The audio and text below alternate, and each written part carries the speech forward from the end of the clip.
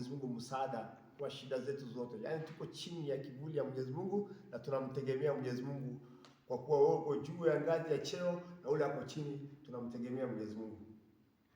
Ndugu Waislamu, ukiwa na neema kama hii ambayo si ujanja yako, ni permit Allah Subhanahu wa Ta'ala amekupatia, tutumieni katika ibada na kusimamisha swala. Ikiwa hii sala unaambiwa uswali ukiwa mgonjwa, uko juu ya kitanda, ukiwa huna nguvu ya kuswali unaambiwa swali kwa kidole, ukiwa huna nguvu na kidole swali kwa akili. Leo hii Allah amekupatia nguvu, amekupatia afya, unaweza kuchimba hata shimo ya choko, ile nguvu mbaya na stamina Allah amekupatia, unakosa kufanya swala, basi ni hasara kubwa hapa duniani na kesho akhera tena kuangamia.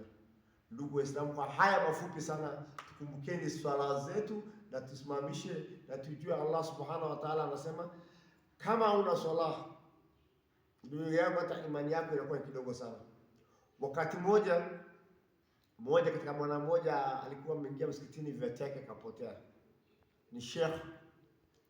Wengine wakasema tukipata mwenye kuiba viatu tutamtandika. Bali yule sheikh kwa sababu ya imani alisema msimtandike, muombeeni Allah ambadilishe.